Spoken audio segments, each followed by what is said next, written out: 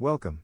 This is a transcribed, translated and then AI-generated version of the Swedish podcast Bitcoinpodden number 80 with Henrik Kugelberg of Kugel Pro Consulting as a guest, originally recorded in Swedish.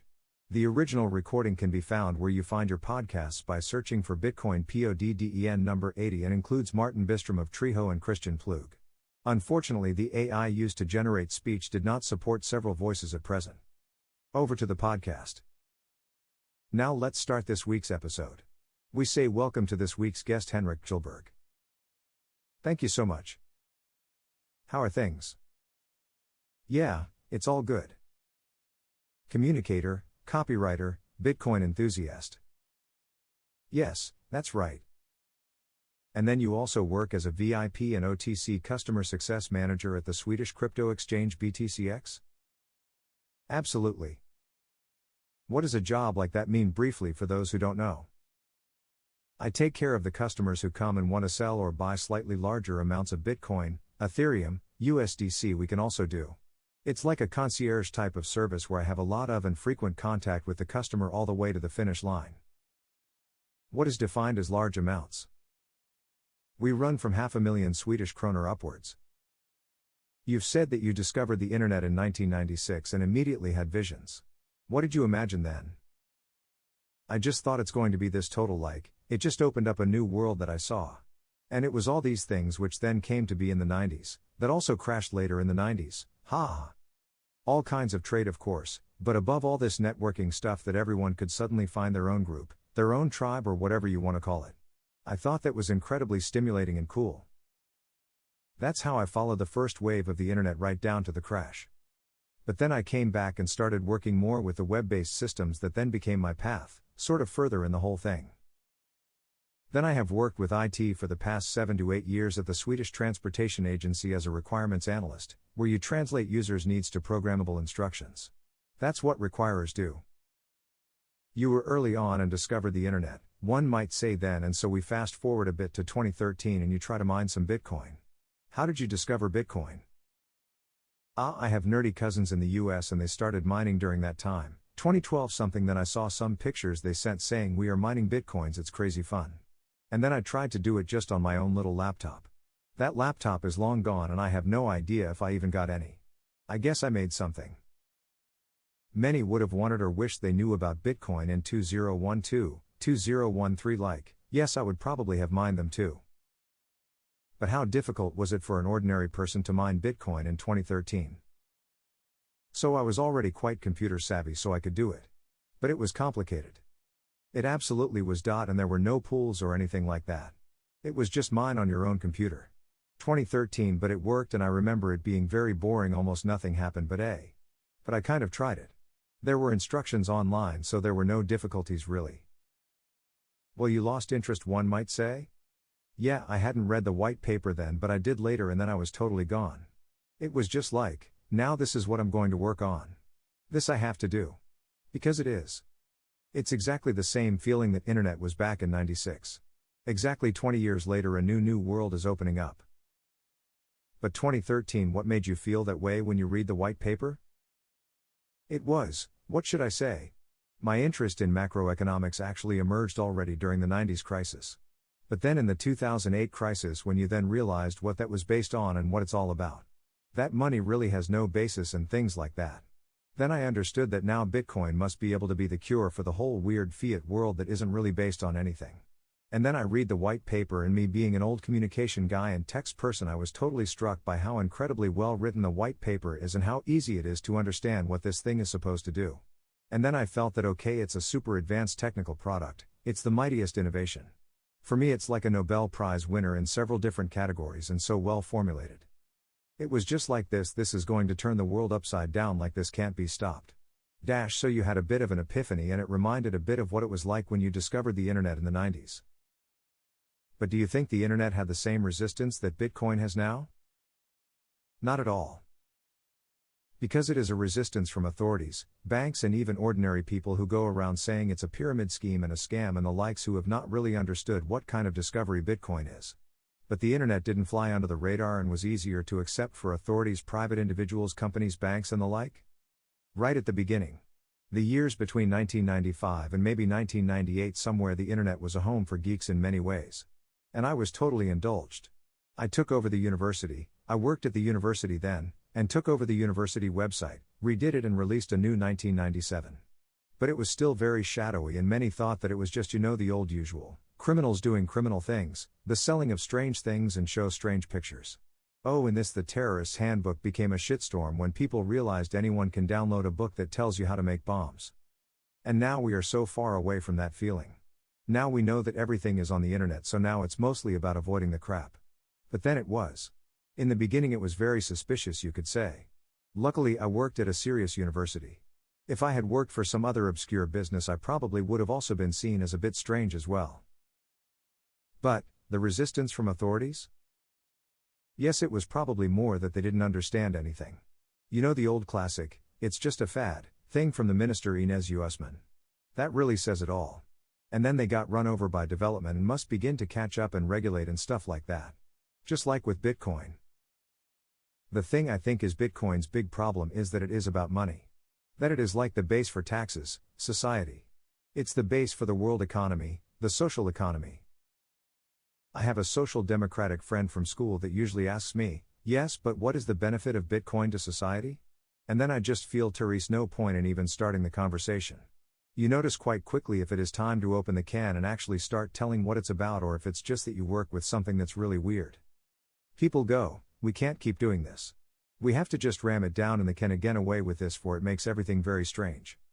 That's the feeling people have if they're not like, "I didn't think you'd be into money laundering. You're such a nice guy. Why are you doing that?" How do you think we'll get through that resistance? I think we have to. We need to form. Actually, I've tried. I have started a small think tank. Nothing really happens there. We are 20 or so people who are there, but I think you need really work with PR and opinion creating. I think it would take money, a fund maybe with money and real advocacy. And it's not done because nobody owns Bitcoin. There is no marketing department? No, well, you sometimes see some pictures from. The last time I think it was in Germany? It was at a subway entrance and it said "Sound Strong Money" or something like that, and then it was just Bitcoin as a signature. This must have been some people who have joined together and bought advertising space, I guess. Who was behind it is hard to know because it only says Bitcoin. But that's also what makes it very difficult when the Environmental Protection Agency, the Swedish company's registration, the Swedish Financial Supervisory Authority, actively opposes the entire development. You cannot start a company that has to do with Bitcoin. You can't get a bank account. You can. The Swedish Environmental Protection Agency says that Bitcoin is dangerous because it takes a lot of electricity. The Financial Supervisory Authority says the same together with the Swedish Environmental Protection Agency. And I just think, compared to what? Gold? Banks? Finance?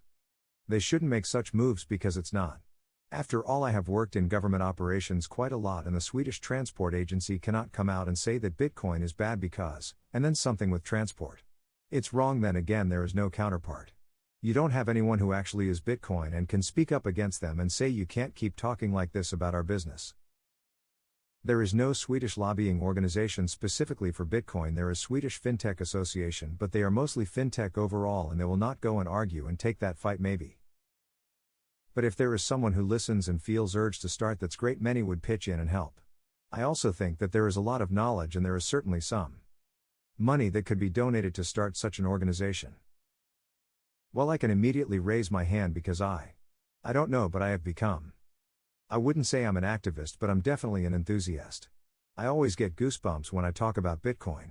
It's like, it's in my spinal cord. I've spent many parties just babbling Bitcoin with people, and it's a lot of fun. Even with fairly high-level bank officials. One woman who works at SEB Bank, which was quite high up in their AML organization, had no idea about Bitcoin, just that it is not good because it is something or other AML blah. And it's really interesting that nobody really knows. Journalists at Sweden's national radio and journalists at Sweden's national television. There is no one who really knows Bitcoin. Every time they write about it there are mistakes. Although it may be details, it is still wrong. So sometimes I am like this, you know, this old man with a cap who is angry.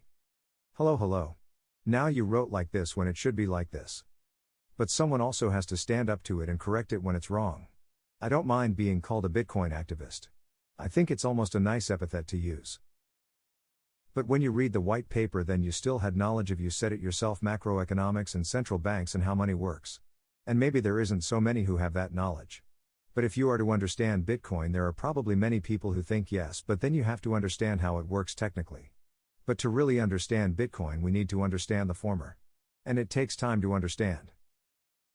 I would say I have spent 10.000 hours or more, 20.000 hours maybe.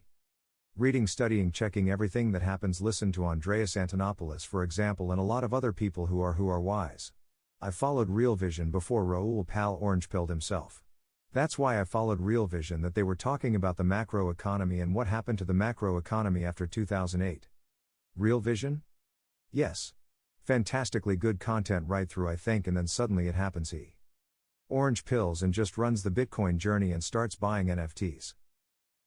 Yes, he was very broad in the cryptosphere there in the end.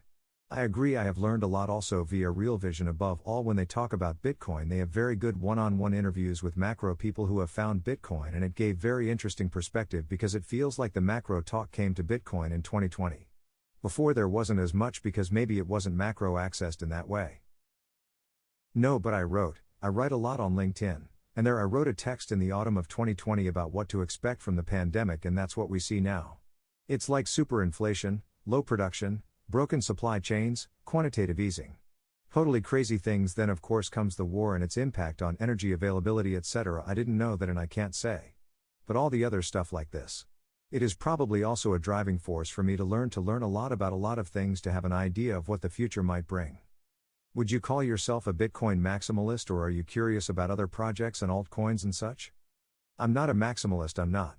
I always come back to Bitcoin. I think these bear market swings and the winters are very, very good because they shake a lot of crap out of the industry. I think FTX is great. I think it's great with Lunar and all these scandals that have been this year, not because people lost money on it, but because it's scams, and scams just have to be rooted out. But I do follow a number of other very interesting projects. I follow one called 055342. Singularitynet, which is a project that aims to actually provide AI free online, or lets you buy AI on tap. It's a guy named Ben Goertzel who runs the project. He is super special, but one of the smartest players you can take part of. He looks like a hippie, I don't know if you know him. Real cool, real cool. And he runs that as a crypto project with blockchain and token, the whole thing. Absolutely. Singularitynet, very interesting. You have said that you have always been skeptical of Ethereum and that you are waiting for a Linux moment that might also integrate AI? What do you mean by that? So what does Ethereum mean to me? Surely I will get shit for this? Because there are a lot of Ethereum enthusiasts. Not in this room. No, I see Ethereum as the emperor's new clothes. Sorry, but the whole, like half the cryptosphere is rejoicing over Ethereum. But what is Ethereum really, and what is the basis of Ethereum, and in what way will Ethereum evolve in the future? No one can say that. Now we kind of have the merge, which is ready, and it just means that centralization in Ethereum increases the next time big things are going to happen. After these splurge and purge everything that he calls them super silly. Just wanted to say that I think he is very childish. This. The guy, what's his name again? Vitalik. Splurge and purge and. But when it's done, or really the path through all that is so uncertain, and we don't know at all what it can do, what can become of Ethereum. In addition, there is a risk that these big stakers, its entities who pretty much have the power over Ethereum. But what makes it more risky than any other project? It's the size. It's worth so much and there are so many users. Absolutely. There are any number of dApps being built on Ethereum, and I feel that it is an OS, operative system, so to speak. That's why I talk about a Linux moment. So Linux. What is a Linux moment? Maybe we should start at that end? Yes, for me Linux was fantastic. I have always been super skeptical of Microsoft and still am, and I see that it is like. It's like milk. You have to have Microsoft and it's spread in all sorts of organizations. If Microsoft says that now we have a new product, then you have to buy it. No, you don't have to. And then Linux comes along and just sweeps away large parts of Microsoft's power. But isn't that what Ethereum also does? They force everyone to hard fork every single time they make a change? Isn't that what Microsoft is doing? Are you saying that they shouldn't control the users so much?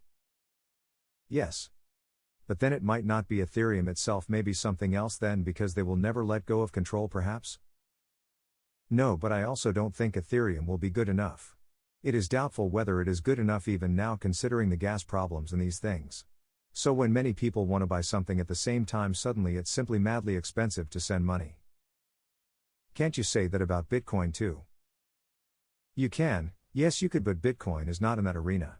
Recently I've read a little about what's it called? Stacks, and I find that very interesting. Then again, I don't know where it will go today.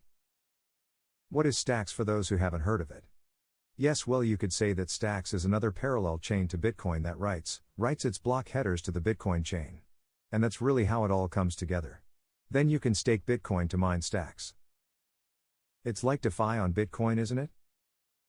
Yes, although what I find most interesting about Stacks is the possibilities to create dApps on top of Stacks with relation to Bitcoin.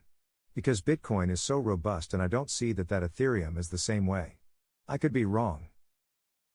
Then I know you've also followed Cardano. Is there some other? Because he's even more ridiculous in that case than Vitalik, the guy behind Cardano? Hoskinson, yes he has become. He has suffered from the hubris thing, unfortunately. I thought he was very cool in the beginning, then he was a visionary more, now he has a bit of hubris, I'd say. He said he was Satoshi Nakamoto, I think. Really? Yes, but it's easy to get hubris, everyone has had it at some point in their life, but on different levels perhaps. Yes, exactly, saying you are Satoshi is almost like saying you are Jesus. It gets to be very strange. Okay, so you're nosing around a bit and are a bit curious about altcoins, but Bitcoin is the big crush, you might say? Let's move on. Thought we'd talk a little about central bank money, so-called CBDCs such as the e-krona. We have an episode about it if you want. There are several episodes, I think. We have done quite a bit, but one called specifically the e-krona, I think, but definitely we have talked about it many times. What do you think about central bank money? I'm in a situation where I have. How can I say? We have.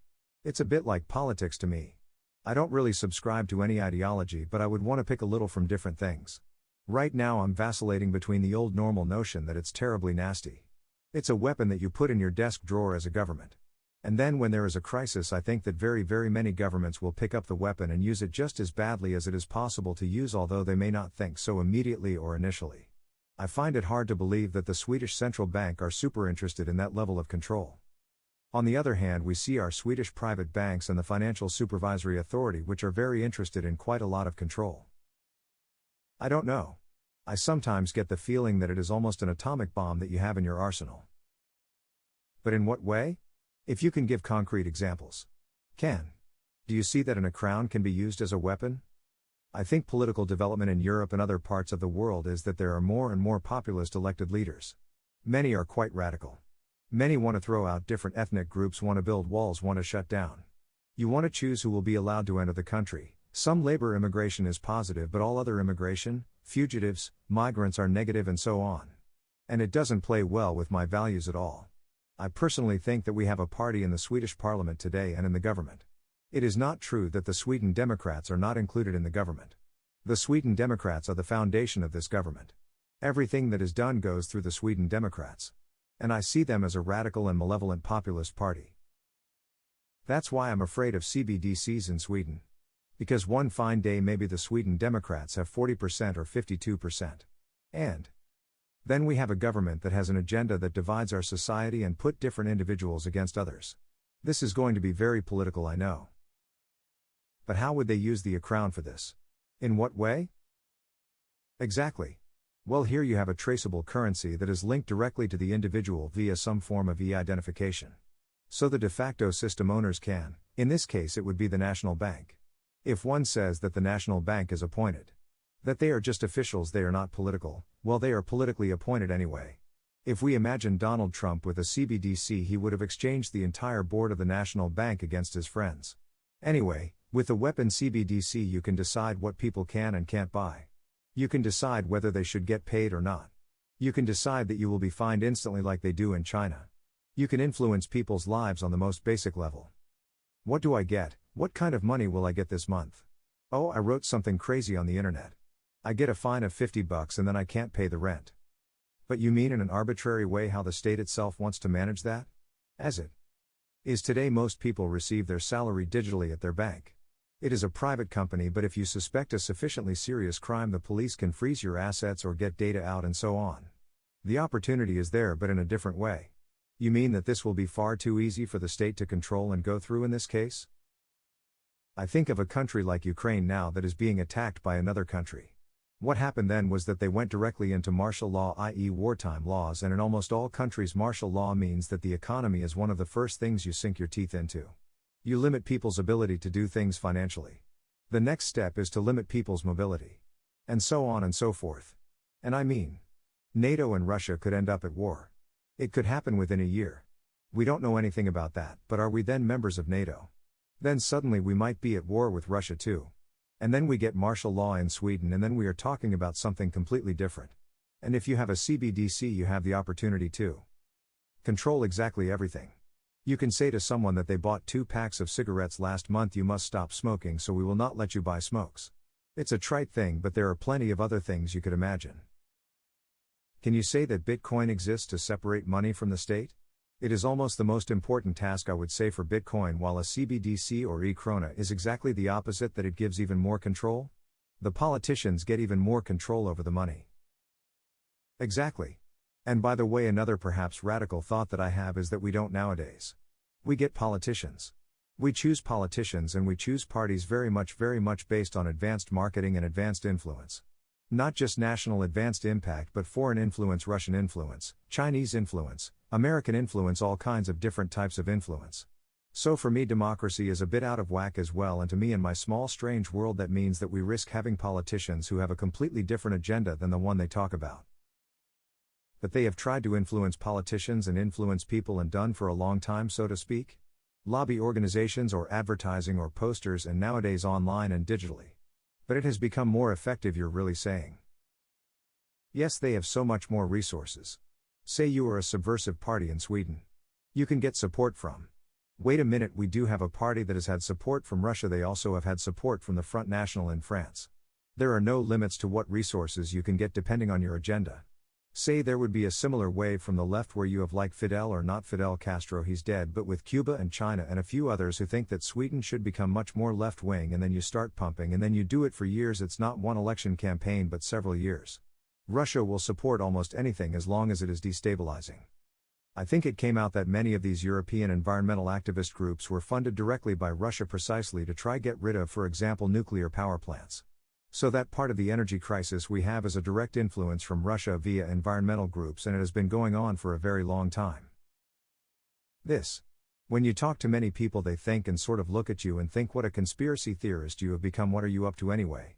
Well, they can stay in their little bubble and believe that that everything is peace and joy. It's really not peace and joy on the influence side. No. Do you become more cynical when you understand what Bitcoin is? Since you begin to understand what money is, how the government's involvement in money is, in order to understand the greatness of Bitcoin. Yes, I think the risk is very high. But I want to get into another thing about CBDCs, and it's connected to this. The way I see it, there is no doubt that we will get CBDCs in, maybe not in all countries but in most countries. We will get a European CBDC that will support the euro, and Sweden will not keep our Swedish krona because it is not worth anything. So we will enter the euro, and then we will have a digital euro that is governed by the European Central Bank. What should we do then? Well, we have a window now, as I see it, where we can possibly influence the e-krona gang or the European Central Bank and say, but all that you write in your documents. I have now deep dived into many documents from the Bank of International Settlements, the European Central Bank, the Fed, that they make public, and the only thing they don't write is the word Bitcoin. Otherwise they darn well describe Bitcoin when they write their documents. It's amazing if you look. But do they mean Bitcoin, or do they mean?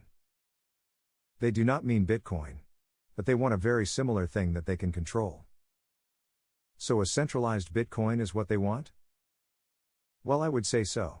And then I think that the window we have now, it's again about impact opinion formation, but also maybe try to build a bridge between Bitcoin knowledgeable people and those who work with the opposite, namely CBDCs. To see what we can do? What can we bring from Bitcoin into CBDCs, and what? How can this somehow develop together? And that's why I'm interested in stacks, to see about it. Possibly could be some kind of variant or? But do you see that there is a chance that the EU could imagine a decentralized CBDC that is unleashed and cannot be controlled or tracked by?